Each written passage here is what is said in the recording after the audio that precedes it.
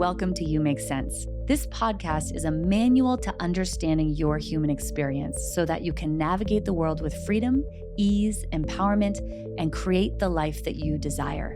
Remember, you make sense, all parts, always.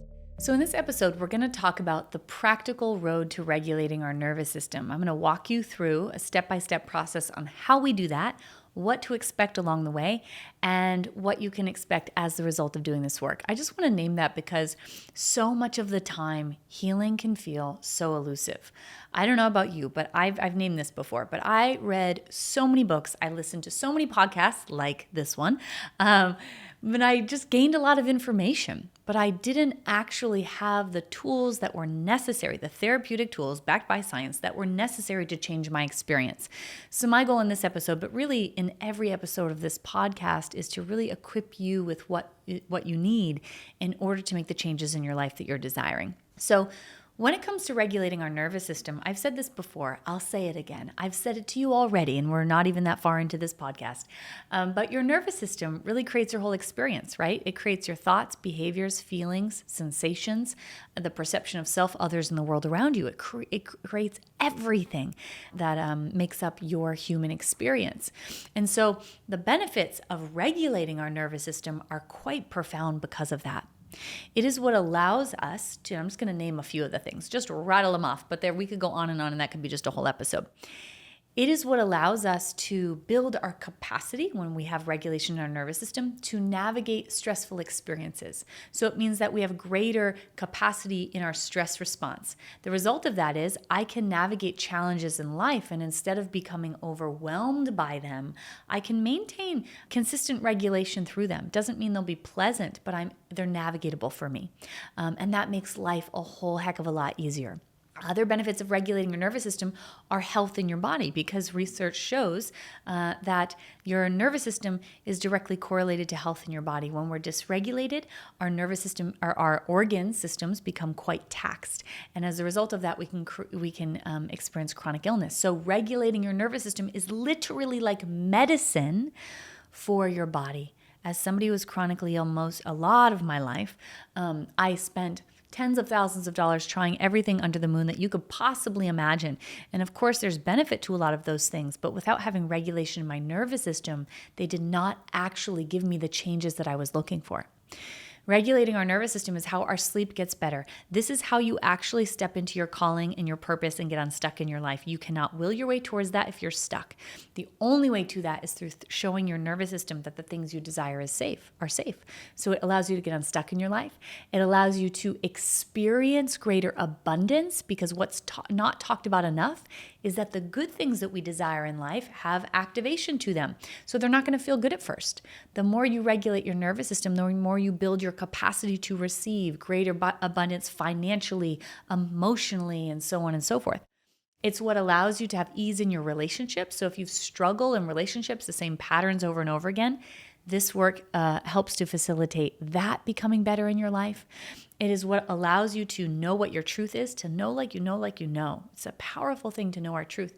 And it's what allows us to make choices in our lives that are actually guided by our highest truth rather than choices that are based in survival. A lot of us are choosing things that are not actually for our highest good. We're choosing them because we want to feel safe.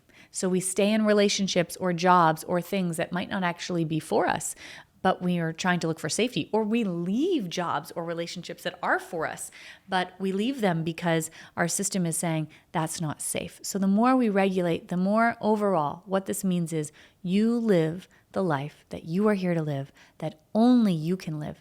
It literally has the power and will unlock the life that is waiting for you. And so I want to talk about the process on how we do this. And by the way, again, I can name as a person who was highly dysregulated for decades that the work that I do professionally, the work that I'm about to talk about now, is the only thing that changed that. And that's what research shows too. So each of us have, which we talked about previously, something called a vagal tone. And that simply means it's a current shaping of your nervous system. So some of us have, think of it like kind of like a muscle.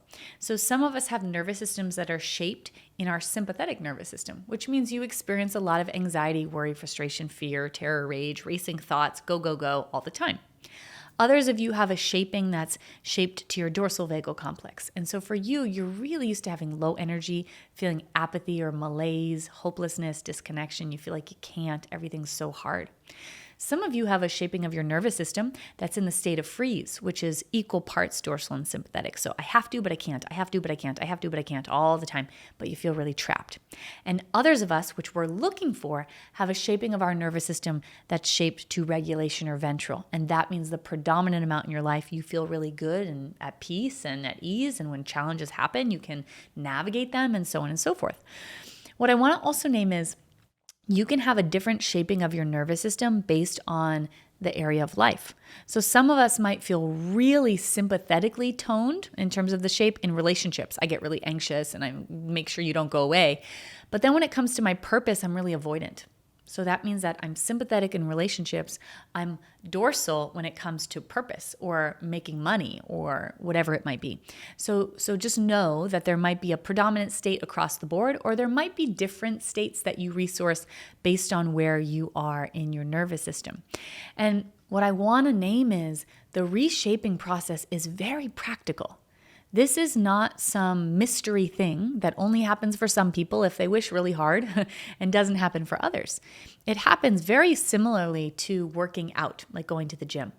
If I was to consistently go to the gym and also nourish my body with foods that are healthy for me, if I consistently went to the gym, what would happen? My muscles would become stronger. Every time that I lifted weights, the muscle fibers actually tear a little bit and then they grow back stronger. And if I consistently did that, you would notice a difference in the shape of my body and the muscles. I would become a stronger person with time. And you wouldn't think, well, maybe that's only going to happen for some people and not for others. No, it would happen for all of us. Now, certainly our bodies will look different, but the overall strength would be something that we could guarantee. The same goes for your nervous system. And when it comes to working out, how does this happen, right? Does it happen because you go to the gym once every 2 months and then you suddenly are, a bodybuilder? No, you would have to consistently work out and also quite aggressively if that was your goal. You'd have to do it consistently. And no one would say to me if I said, oh my gosh, well, I went to the gym twice this month and I did deadlifts and I just don't know why my legs and butt aren't stronger. What's going on? Why? You would say, well, I think you have to do deadlifts and other exercises more than twice a month in order for that to change. The same is true for our nervous system. And what people, again, I've worked with so many people, our general inclination is we want tools when we're highly dysregulated. So we want something that's going to change our experience when we're dysregulated. But what we don't understand is the way that we actually lessen those big moments of dysregulation and make them different is by consistently regulating when you're not so dysregulated. What we are doing when we are doing what are called consistent neural exercises, it's like a rep at the gym. Meaning I am doing something that is going to support my nervous system to see I'm safe when it doesn't think I'm safe. That's what a neural exercise is. And we're going to talk in a moment about creating resources for that. But that's what a neural exercise is. And if you do enough of those, what begins to happen is your nervous system reshapes. And the result of that is you go from somebody who's anxious all the time to not very anxious anymore. You go from someone who's depressed or hopeless to not feeling depressed and hopeless anymore. And I've worked with people who have gone from, and I can share this because they've shared this publicly in testimonials after doing some of my programs, but going from things like needing a Xanax to just leave the house to not needing it at all. Being totally bedridden and chronically ill to having health in their body and being back to work. People have gone from not being able to actually lean into their relationship and say yes to it to literally, this actually happened to a client of mine. I reached out to her about another sharing more about her experience in the programs because she previously had. And then she said we could share this, but publicly shared that she was not only able to fully lean into her relationship, but was able to actually have a child, which is the thing she always wanted and couldn't seem to step towards. So this is the kind of stuff that happens when we embody this work. People that have gone from not being able to write their book, their memoir, to writing it. And I could go on and on and on. But that's the result of what happens when we bring regulation to our nervous system. And we do that one neural exercise at a time. So before I go to the process of what I want you to do and what to expect as you're doing these neural exercises, is I just want to talk about the difference between what a regulating resource is and what a coping strategy is. Now, a regulating resource, those are the things we're going to do when we're doing a neural exercise or like the rep at the gym. A regulating resource is anything that actually gets rid of or what's called discharges the activation in our body. So it actually makes us feel different when we do it. A coping strategy is anything that covers up the dysregulation. So I've given this visual before, but imagine I'm making a fist right now. So make a fist and imagine that that's all the dysregulation or activation in your body. A coping strategy is anything that covers it up. So take the other hand and cover up your fist like a blanket. It numbs you or disconnects you from the activation. And we all have coping strategies. Why do we have them? Well, because nobody taught us when we were young what to do with the dysregulation we were experiencing, all that activation. So if you didn't know what to do with the activation, it's a real adaptive, smart thing to find something to cover it up, right? Instead of the other option would be to be perpetually with that activation, which would just overwhelm your system. And so again, coping strategies don't get rid of the dysregulation, they cover it up. And here are just a few that I can name. I've used so many coping strategies. We'd have to do a whole episode on my coping strategies in my life.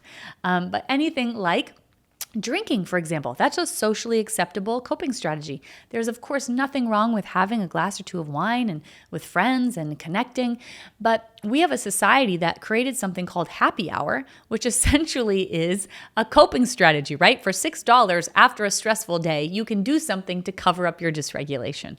That's what it's doing. It's covering it up. We can use exercise to cover it up. So I over-exercise to numb. We can use food. I binge food to numb, or I restrict food to control. All coping strategy.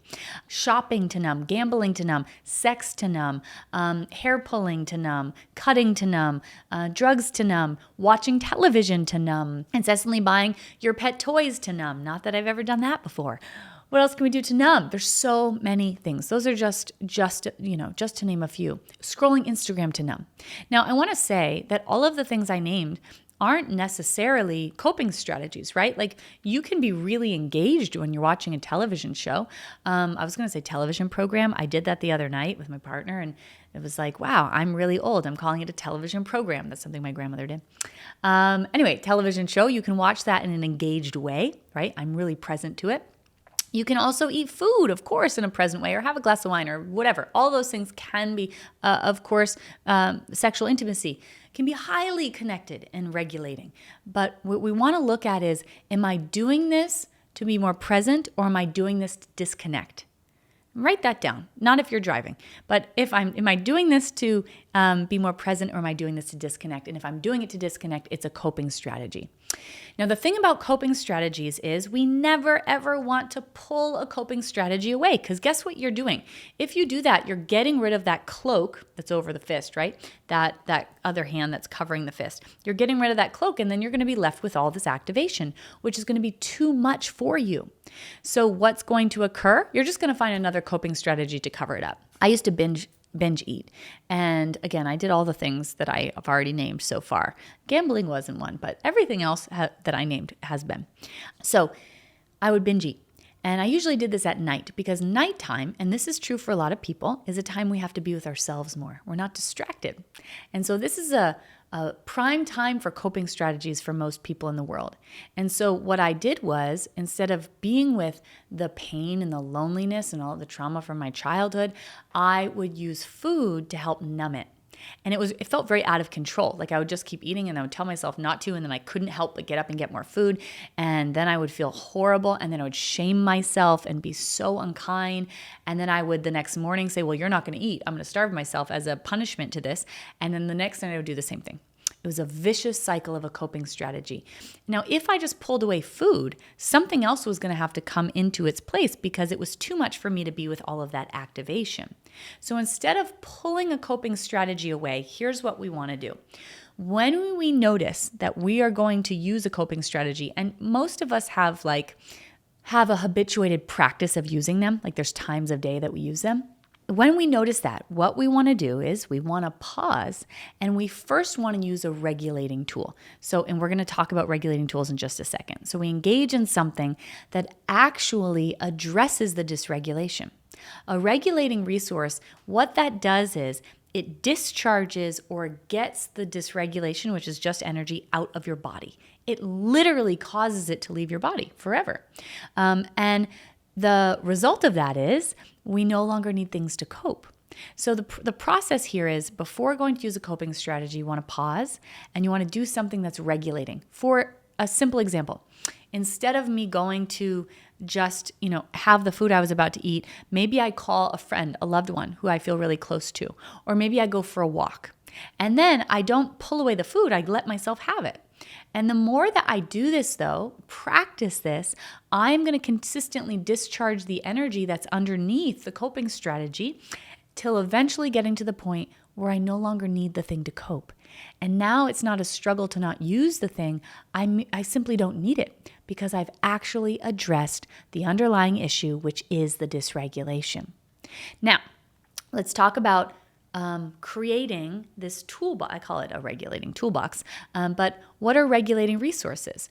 Now, we've previously talked about it a little bit in another episode, but regulating resources are anything that supports you to feel more present, here, and good. And in my work, I provide somatic therapeutic regulating resources. I have a program called Nervous System Essentials. You can find that in the show notes at the bottom of the episode. That's a beautiful way to deepen the work that we're doing here, and also gives you tangible tools and therapeutic tools that you can begin using right away to regulate your nervous system.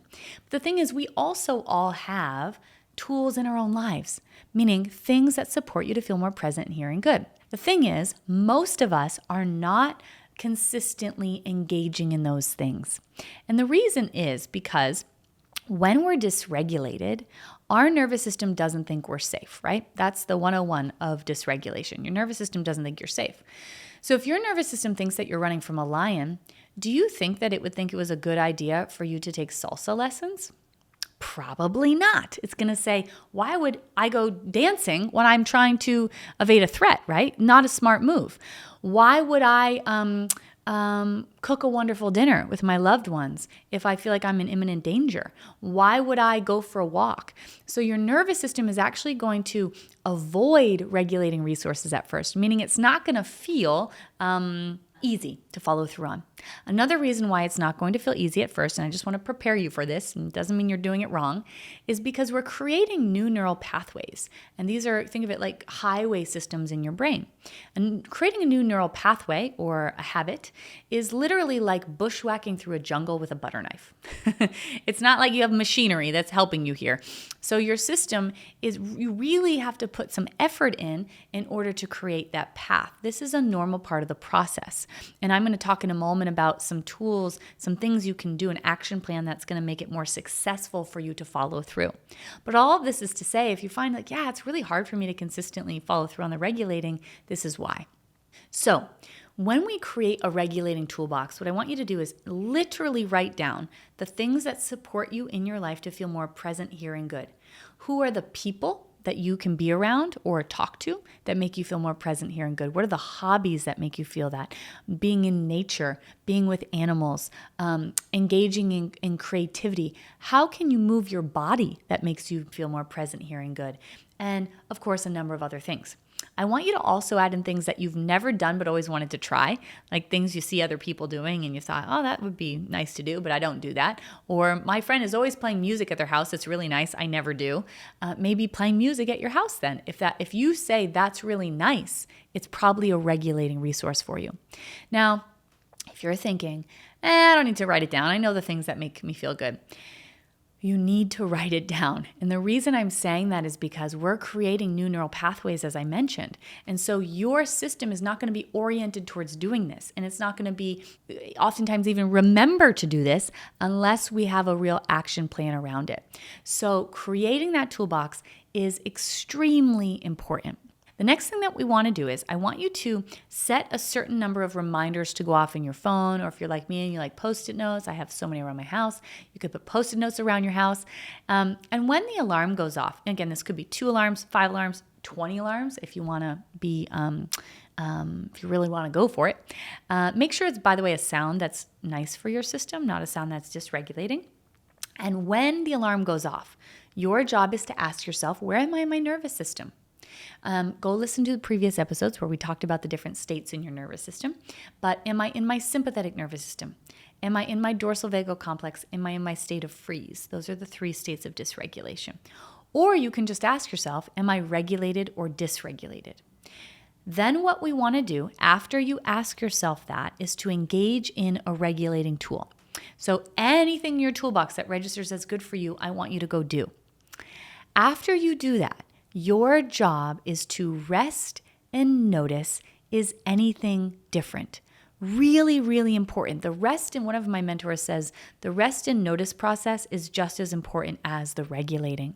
One more thing that I just want to say about the regulating before I go to the rest and notice process is this, that what we want to do before we go to engage in the regulating tool, when I said ask yourself, are you regulated or dysregulated, or are you in sympathetic, dorsal, or freeze? We want to see if we can come into our embodied experience in a tolerable, titrated way. So when we experience trauma, we become disembodied. Most people are disembodied. They're not connected fully to their embodied experience because their bodies weren't a safe place to be, because I don't know what to do with all that activation. So part of our healing is we have to come back into our body. Our body is the place where our aliveness is, and it's also the place where the dysregulation is. So we're building our capacity to be with the dysregulation so we can discharge it or get it out. So what I want you to do is just sit for a moment when the alarm goes off and ask yourself, what am I noticing in my body? What sensations are here? What feelings are here? Is there a thought that's present? If the thought could have a color or a shape, what would that be? If there could be a shape to the dysregulation, what would it be? It might be like, oh, I feel there's like a heavy stone in my chest. You can even ask yourself, if that heavy stone could talk, what would it say? All of the prompts that I just gave you are ways to come into your body a little bit. So we want to start small, whatever feels tolerable. And then once you notice, like, that's enough, I feel like I'm noticing a lot of activation, I don't really like that, then it's time to discharge it, or it's like you're dumping it out of your body. And the way that we discharge or dump it out of our body is through the regulating resources I named. So we first attune with the experience, name what it is, what's going on, what state am I in. Then we regulate, use a regulating resource. And then after that is the rest and notice. Rest and notice what's going on, what's different. And here's the thing about regulating. If you want to live the life you are here to live, if you want a regulated nervous system where you feel good most of the time, the way to it is not just that overnight you feel that. The way to it is through these consistent neural exercises or reps at the gym. And what we have to notice when we're doing these reps at the gym are subtle changes. That is what we're looking for. I want you to be an investigator, an expert in noticing subtle changes. Now, some of the overarching things that you're going to be a clue that you came closer to regulation are things like you took a deeper reflexive breath. You notice, just like I just did, you notice that you feel more grounded in your body. You notice that things like yawning, burping, even passing gas are all clues of regulation. That's because your GI tract and your stomach is turning back on. I know that might sound super weird, like how does farting have to do with regulating your nervous system? A lot, because your GI tract is turning on. So if you notice that, that is a really good sign. And you might be thinking, what kind of podcast am I listening to right now? Could this really be true? This is all very true. Other things you might notice is an overall better sense of the room you're in. So I'm actually present and here to what's around me. I can see the room and everything that's here. If you're in your sympathetic nervous system, so that's where there's too much energy, a clue that you're coming towards regulation is there's less energy. It's not as overwhelming. If you're in your state of shutdown, that dorsal vagal complex, what you're going to look for is more energy. So instead of feeling like a bear in hibernation, I feel a little bit more present and here, more energized. And if you're in your state of freeze, that's the tonic immobility, so sympathetic and dorsal together, what you're going to look for is that I'm dropping some of that dorsal energy and I don't feel quite as stuck. I don't feel quite as immobilized. I can move more of that sympathetic energy present. And we aren't looking for going from being anxious to feeling like I'm relaxed on a beach in Fiji. We're looking for literally something like, okay, I just shook my body. I just did some shaking, because shaking is a very regulating resource. Your animals do it. If you have a dog, you've seen your dog. My Truman does this all the time. I give him a bath. He thinks he's going to die. He goes into freeze. He's like, oh my gosh, I'm going to die. He's 13 and still thinks that's going to happen. And then I put him down on the ground and he does this running jag where he sprints around the house and he shakes. And what he's doing is he's saying, I know how to run a program on regulating your nervous system. I will do it right now for you. But truly, animals all know how to do this. And we're animals. And this is coming back into this innate knowingness. So shaking, let's say you do that. And you notice, okay, I still feel anxious, but the energy is 10% less in my body. Amazing. You just completed a neural exercise. Complete. Done. And if you add up enough of these, you will literally reshape your nervous system. This is how you get to the life that you're desiring. I know, my friend, it doesn't sound glamorous. I know maybe sometimes we're hoping there's some kinds of magic pill, but this is the magic pill.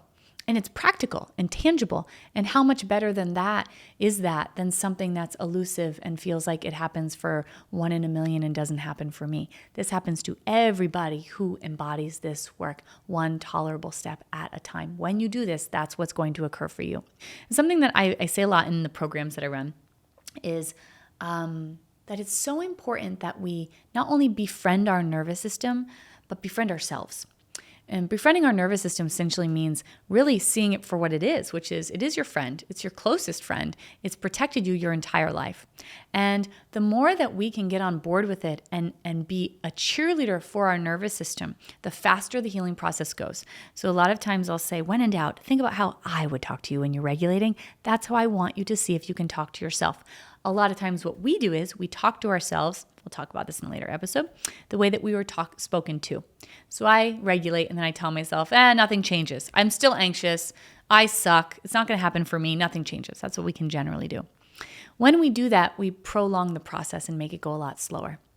And think about this. Imagine, this isn't going to happen, but imagine that I was in a car accident and I was also suddenly duplicated. There's two of me. I know this might seem strange. Just go with me for a minute.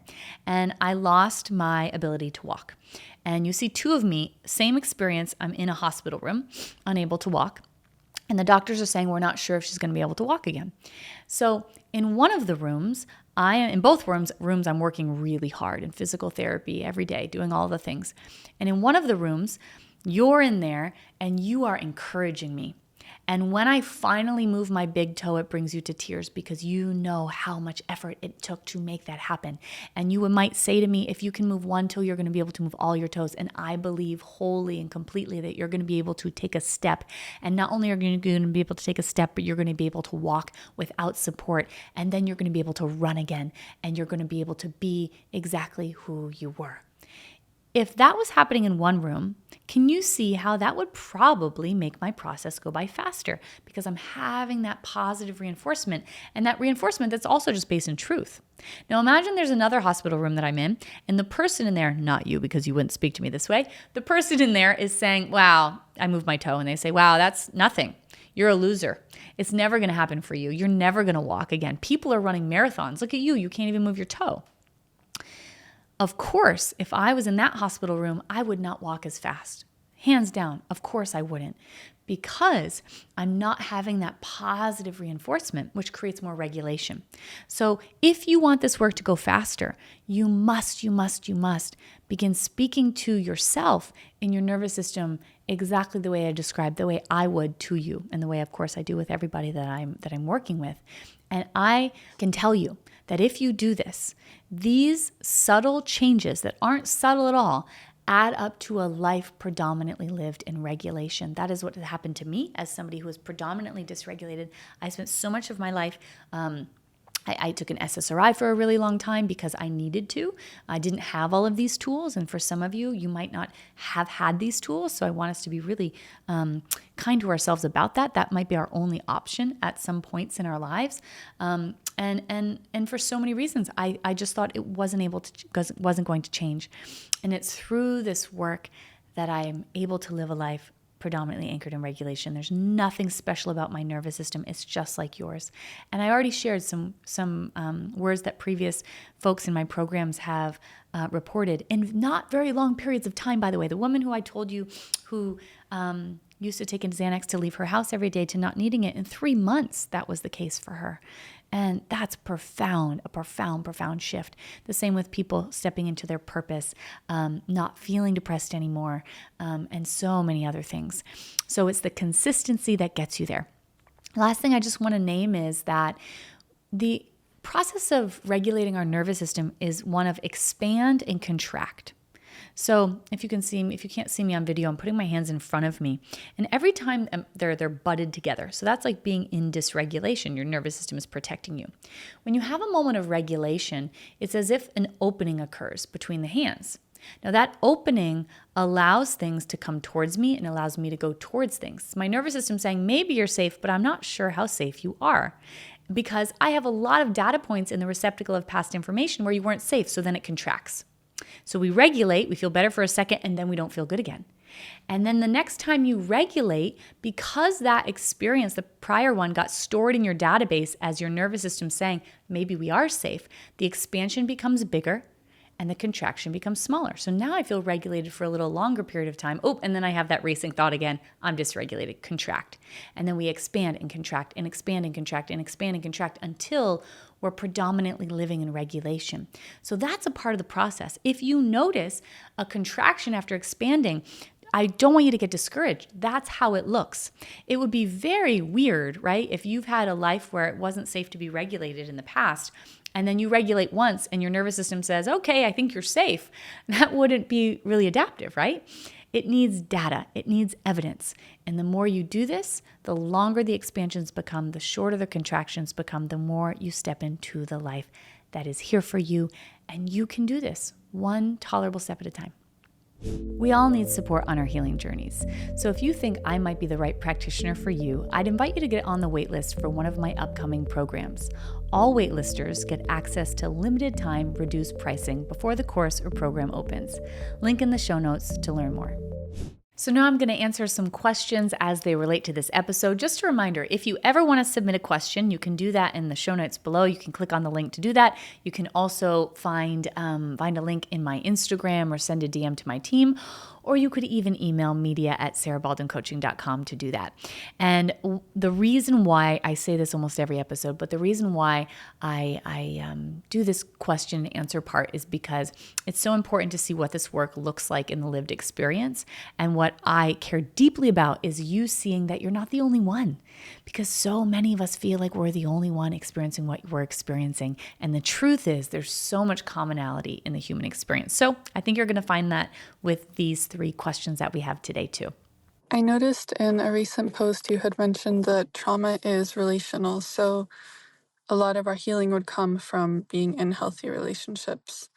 I was wondering how you can go about feeling better if you just don't have any family or like really any friends. If you live somewhere that's like a really small town and I have been in a free state for years. I just didn't know it until I found your work a few months ago, but I pretty much end up spending all of my time either just like running errands or doing stuff that has to be done, working, whatever, I don't really have a sense of community. So it feels like I've had an intuitive sense that was holding me back for a long time, but is there a way to heal if you don't have that? Thank you. It is so brave. You all are so brave. I just want to say that. This is my first time listening to that question. Sometimes I don't like to listen to them before, so I can just be present to the question when I'm hearing it for the first time. And to this person and to all of you who might struggle with connection, it is such a brave thing to say, you know what? I'm going to reach out. I'm actually going to record this, and I'm going to actually show myself and express what I'm experiencing. That is actually healing emotion. So when this person's saying, how do I actually heal that? Well, we do it through safe connection. And I just want to name that I spent the majority of my life, because people were so dangerous in my past, I spent the majority of my life having very few people in it. And there was a lot of people who even wanted to be friends with me, and I couldn't. I would disappear on them for years or months at a time. I didn't have a sense of community. And I remember I can't tell you how many Friday nights I remember going to pick up food, like takeout, because I wasn't going to go to a restaurant by myself. I felt too much shame around it. And I felt so much shame even going to a restaurant picking up food when everybody else, it seemed like, was with other people and I was the only one that wasn't. And that's what it felt like. And I was going to go home by myself. And I'm sharing that because so many of us are living that. It's so much more common than we know, because all we see with social media, right, is people that are showing this like magazine of their life that's, remember, not fully real. They have other parts of their life that they're struggling in, but all we see is that. We see people connecting and having so much joy and fullness. And that isn't the case for a lot of people. And so personally, I just want this person and anyone else listening who resonates with this to know that was my experience for so long. And I want to name that the way that we come back into connection, and connection being filled with ease for ourselves, is through tolerable steps towards it. You know, for me, that started with 13 years ago with my dog, Truman, and Jerry. Jerry was only 11. He passed away recently. It seems recent. It was a year ago. But they were really some of my first really safe, secure attachment where I could be totally vulnerable in myself. And they helped me heal in a profound way. It would have been too much for me to just say, I'm going to join this community thing and go do a static dance on the beach. that would never have happened. But instead, I started with that. And it showed me safety. And then I started, I worked with a somatic practitioner one-on-one, and that created some safety. And then I joined online experiences. It can be challenging, especially if you're not in a major city, like it sounds like this person, to find your people. But the beautiful thing is technology has allowed us to do that virtually now too. And I can tell you, all of the programs I run are essentially virtual, and with, thousands of people in them, from small groups to big groups. And what I find again and again is how much of the time people have a sense of community. So much so that people even stay in connection for years, literally, after. And so it doesn't have to be one of my programs, but any kind of, it could be a hobby, it could be a healing container where you can come together with people who are like you. And like you might even be a commonality of, I don't feel like I belong. What a common thing that so many of us experience. When we can actually talk about us, it gives us a greater sense of belonging. So that's where we want to start with. I even started with nature. We are nature. We come from the earth. We go back to the earth. Everything is made of the same thing. And literally, I'm not kidding, would sit with trees with my hands on them and feel the connection, because you are connected to them. You actually share 50% of your DNA with them. I don't know if you knew that, but we are them and they are us. And this illusion of separation is just what dysregulation brings. So I'm giving all these examples because these are ways that we begin coming back into connection and showing our system, hey, it's safe. And then it might be like smiling at somebody when they're bagging your groceries and just saying hi, and letting your nervous system see it's safe. And then again, it's safe. And the more we do this, the more our systems see maybe it is safe to reach out. Maybe it is safe to be seen, to be known, to be heard. And I don't know what it is. I am so lucky that every single one of the communities that I have ever had, and including the community we have over 100,000 people on Instagram, are filled with such incredibly loving, kind, compassionate people. And that is you. Whoever is listening to this, that is you too. And you're going to find people who are just like you when your nervous system sees that it's safe. And so it's all of these moments of connection that show our nervous system, oh, I'm a little bit safer, I'm a little bit safer. And to this person that submitted this question, that will change for you. What a gift you are. I can feel it from your energy and your essence, just from hearing your voice. You are such a gift. And the people who come into your life are going to be so lucky to have you in it. And that goes for all of you, everybody listening. One tolerable step at a time, that's how we get there. And we can't talk our way into it. We have to show our nervous system that connection is safe. I at one point had one of my therapists said to me, he's also my mentor, my somatic experiencing mentor. At one point he said, Sarah, it's time to get into a relationship. And I was married for 10 years. I was with my ex-husband for 13 years. So from 22 to, well into my 30s. And And then I was singing alone for, 3 or 4 years. And I've done 15 years of healing and all of that, and did a lot of healing in my marriage. But he still said, Sarah, it's time to get into a relationship. And I was like, what do you mean? I'm doing great. I'm doing great work.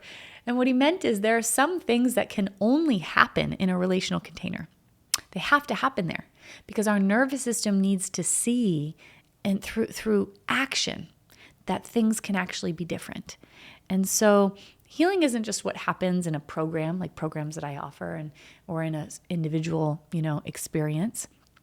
It happens in our living, and we need the support in order to be able to step into that. But when we do, our nervous system see it's safe. And lastly, we are social creatures. Just like the chimpanzees, who are our closest relative, we are meant to be in communion and connection. And when we heal, our nervous systems come back into that because it's innate and they know how. So let's go to the next question we have today. Hi, Sarah. I'm so excited for your podcast. Working with you has changed my life, so I cannot wait to get my weekly, monthly, whatever cadence it is, dose of your wisdom. My question that I wanted to ask was, can you explain energy wells and how, as we go deeper in our healing, our nervous system opens up more capacity to hold different things? Because that was really like an aha moment for me.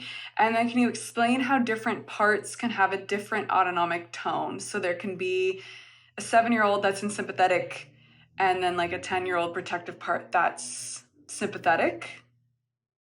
Did I say sympathetic? Whatever. One's dorsal, one's sympathetic is what I'm trying to say. And how do you come to both of their aid? All right. So energy wells is a term coined by Peter Levine. Again, he's the creator of somatic. You might be saying, again, what do you mean? You didn't talk about Peter Levine. I think in a previous episode I have. Peter Levine is someone I consider a mentor. He's the creator of somatic experiencing. That's one of the somatic modalities I'm trained in. And he's really a pioneer in the field of trauma resolution, along with Bessel van der Kolk, who's a mentor of mine, and a few others, of course. Anyway, he talks about energy wells. Essentially, the concept of what an energy well is its activation that has been waiting for resolution that lives in our body. So trauma, and again, all of us have experienced some kind of trauma in our lives. If it's not resolved, it lives in our body. It actually lives in our tissues. And it's waiting for an opportunity to discharge or leave our bodies, and for us to complete what's called the incomplete experience. So whatever wasn't able to happen, our system, our body, our psyche wants that to happen still. Like I wasn't able to protect myself. I want to. I wasn't able to use my voice. I want to. So that's all inside of us. Now, our psyche, our nervous system, our body, our soul, it's all so brilliant to ensure that we aren't overwhelmed in our lives as much as possible and in the process of healing. So think of an energy well, I want you to think of like a bucket. Okay, so at the beginning of healing, I might have this very small bucket. And that bucket, like maybe it's a half-gallon bucket, it's pretty small. That bucket is the capacity for activation that I currently have in my life. So it means what I can hold in my body, the level of discomfort and dysregulation. And when we're early on in our healing, it might be very small. For example, my energy well, when I started, was so small that I was totally disconnected from my experience. Meaning, I mentioned this in a previous episode, but people would ask about my history and everything that happened to me, and I would talk about it. I would actually feel nothing. And I would notice that they felt a lot. They would be, crying or really overwhelmed because it was quite an intense childhood that I had. But I didn't feel anything. That means my energy well was very, very small, my capacity to hold dysregulation, because my system was so overwhelmed or inundated with activation for decades of my life. Now, here's the thing that happens as we heal. That in some ways, it's not talked about very often. And in some ways, I'm like, well, is it better to not know? And the only reason I'm saying this is because healing is not for the faint of heart. It's a hero's journey. It is maybe the hardest thing you'll ever do in your life. It is the hardest thing I've ever done, and the thing I will always be the most proud of no matter what happens in my life. What I mean by that is this, in terms of energy wells. As you regulate your nervous system, what you're doing is you're building capacity to hold stress response, capacity to hold discomfort, capacity to hold dysregulation. And so as you build capacity, your nervous system and your psyche says, oh, wow, I think Sarah can actually deal with some of this stuff that is stored inside of the tissue, right? The stuff that's inside. And so what occurs is now my energy well increases. So now it's no longer a half a gallon, but it's a 3-gallon bucket. And that means all of that which was inside of me can now come out, which is why I might start to notice that I'm feeling frustrated all the time. I feel angry. I never used to feel angry. What is this? Well, this is the repressed anger that wasn't able to come out until now. Or maybe I notice, now I'm going to a bigger energy well because I built more capacity. Now it holds 10 gallons. And I notice that I'm experiencing some panic I haven't been connected to. And I'm not sleeping anymore. And I'm having panic attacks. What is that? That's old dysregulation that has been waiting for you to have the capacity to deal with it. And oftentimes people think they've gone backwards. This is not backwards. This is forwards. That part's not talked about enough, because it makes us feel very confused about the healing process. It isn't just this linear experience of feeling better. It's an experience of we build our capacity, we feel better, and a greater energy well arises.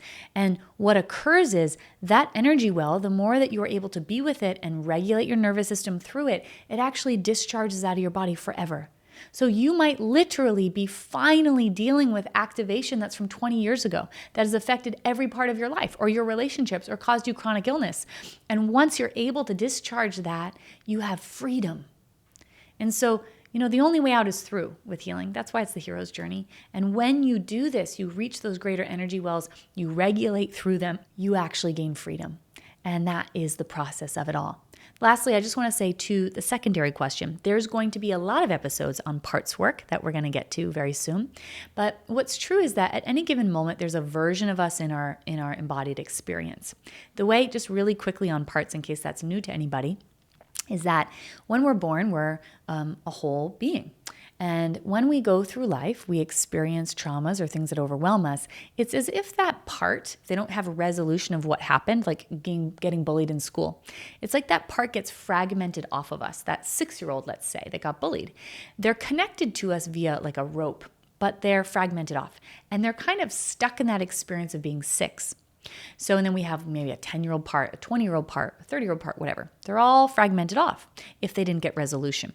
And the way the threat detector works, neuroception, is when it looks out into the world and it's reminded of something where I felt bullied. Like maybe you go to a dinner and everyone knows each other except for you.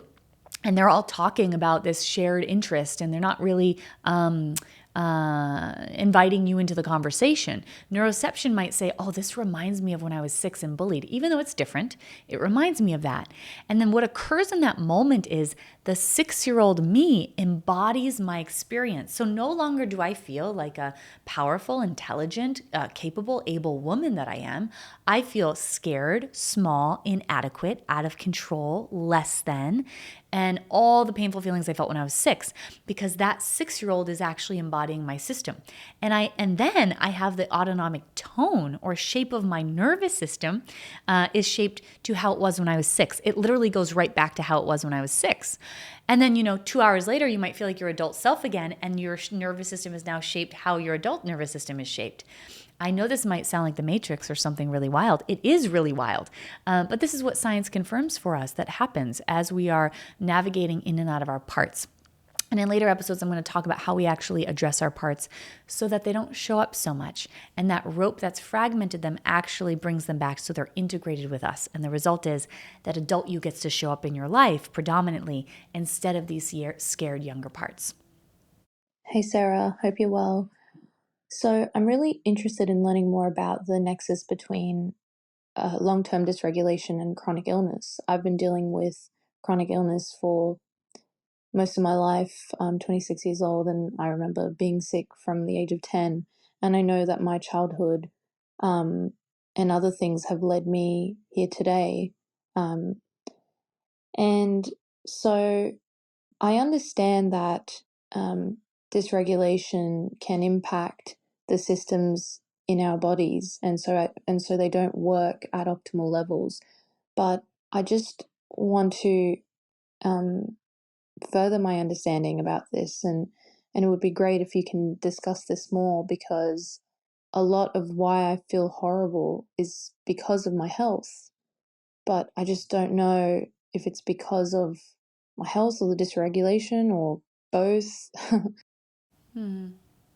So there's so much research now around the correlation or connection between having a trauma history and chronic illness. I talked about this in an earlier episode, but your autonomic nervous system is filled with thousands of nerve endings. So your sympathetic nervous system and your parasympathetic nervous system. These nerve endings surround every organ system in your body. And when you're dysregulated, the nerve endings, think of it like they constrict. And what they're doing when they constrict is they're communicating information to the different organs in your body, letting them know that we're in danger right now, or in imminent danger or danger. And we need everybody inside of this body, all the organs, everybody, to get on board with helping us to survive this. So the result of that is when they constrict, every organ essentially says, okay, I can give up this amount of energy for survival, and I can give up this amount, and I can give up this amount. And so your kidneys, your liver, your gallbladder, your small intestine, large intestine, immune system, and so on and so forth, all give up energy that can go towards survival to ensure we have the greatest chance to survive the threat. Now, in short-term stays in dysregulation, this isn't a problem, because after we come out of dysregulation, the nerve endings release. That communicates up to your brain that you're in safety, and all of the energy that was going towards survival goes back to those organ systems, and they're able to function again optimally. So they have no problem functioning for short periods of time without having the full resources that they need. The issue is when we've experienced past trauma, what occurs is our nervous system does not know that that thing is yet over. And so it perpetually thinks that that trauma is still happening or could happen at any given moment. The result of that is that we are going to experience long stays in dysregulation. So our nervous system doesn't come into regulation very often. It stays actively self-protected. And so over the course of a period of time, over days and weeks and months, and not just days, rather, weeks and months and years, these organ systems begin to say, I don't know if I can do this anymore. I'm trying, but I don't have the resources I need. And we start to develop chronic illness.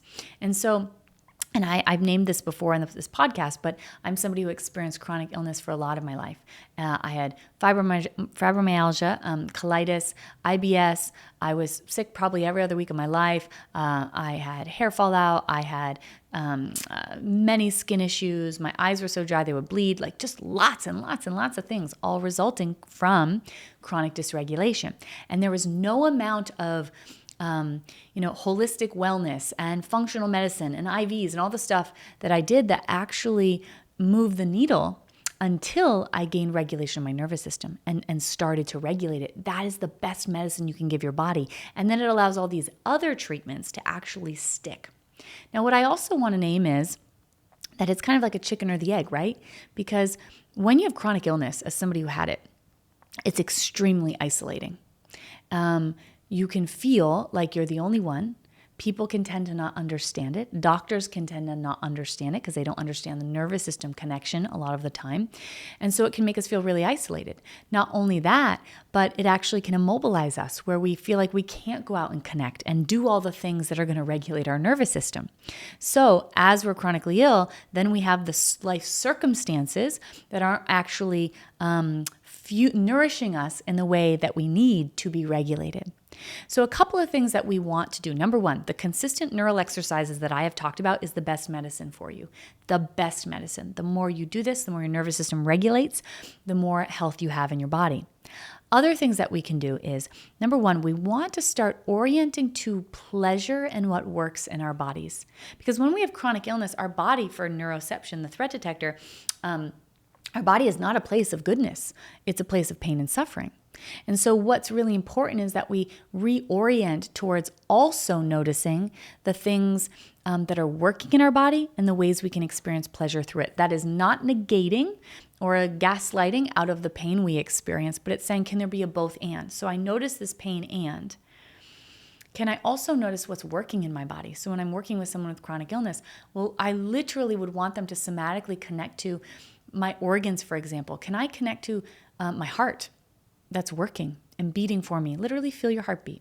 It's beating just for you, for no one else. And it is working well in doing that. Your lungs, when you feel air come into your lungs, it is doing that for you on your behalf without you asking. If you can move your hands, noticing I'm doing that, I'm making that happen. So the more we can orient towards what's working, the more it creates more of that. So that's a really important thing to do. Then orienting towards pleasure in your body, because if we've been in chronic pain, our bodies are not a place of pleasure, which literally could be feeling the sun on my face and somatically really taking that in, or eating something delicious and somatically taking that in. And I might say, oh, I also notice this pain or this sore throat or whatever, but I'm noticing pleasure too.